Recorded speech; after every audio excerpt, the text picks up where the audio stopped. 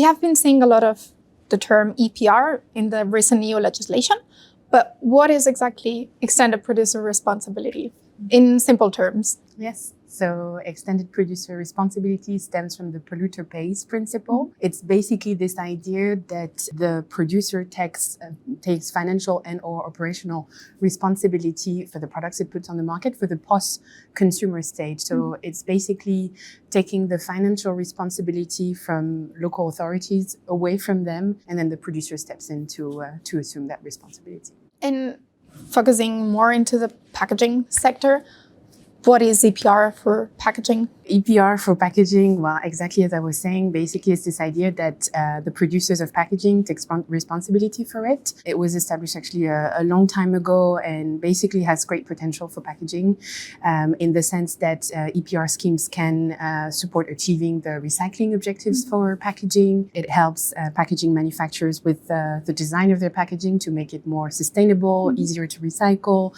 It can support the buildup of the infrastructure for collection, sorting and recycling of packaging. It basically, like the EPR schemes basically support the transition of packaging towards full circularity. Okay, so it looks like it can play quite an important role, yes. But is that happening at the moment? So yeah, in theory it does. In practice, that's not the case everywhere. We do see that EPR schemes, which is, and I forgot to mention, very national centered at the moment. We see that the situation is different from a member state to another. So some perform really well and others less.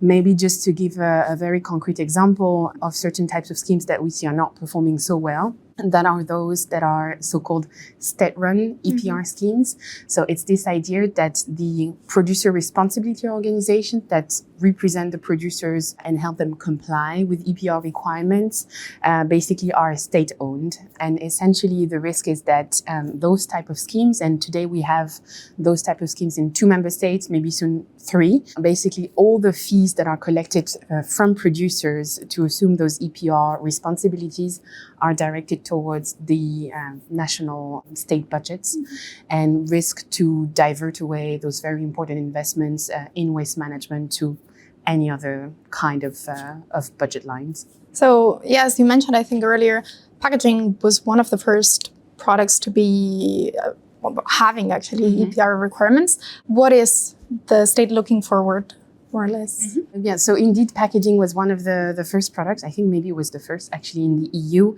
EPR was already included in the very original directive on packaging, which is dated from 1994. So one of the first, and there was an obligation in this former directive for EPR schemes to be established for all types of packaging by the end of last year, actually 2024. Okay. So deadline is fast. And so, yeah, from that perspective, packaging is a long history with EPR. At the moment, I mean, as I was saying, it's very national focused. So the landscape of EPR for packaging in Europe is looking quite diverse. So we have very different schemes everywhere, which in itself is not such a bad thing, but it makes it difficult then to try and harmonize some of the key principles of EPR for packaging. Just to give you an example, today in I think 18 member states, we have competitive schemes with different actors providing those services to producers to comply with EPR. So 18 being competitive, including 2 that are associated with an environmental tax kind of. We have 7 that are non-competitive and 2 that are state-run, as I was mentioning earlier. So very diverse system. The number of producer responsibility organizations can go from 1 in some member states to more than 20 in others. So looking very, very diverse. So it looks like a bit of a challenge, let's say, the harmonization. But do you think besides that, are there any sources of challenge, difficulties that you could explain? Yeah, that's a good question also because we are kind of expecting a lot from the upcoming Circular Economy Act that the Commission announced it will publish by the end of 2026. We see it a bit as the last opportunity to actually improve the state of play with EPR for packaging. And we see that there are different opportunities of, a certain concept to introduce as well in the law to make them really much more efficient and help EPR schemes to deliver full circularity for packaging. Just to mention a few of those, so on the harmonization side, maybe there is potential to harmonize certain concepts of governance of EPR schemes. Also making sure that the requirements related to EPR in the Waste Framework Directive are actually enforced in all member states, which is not the case today.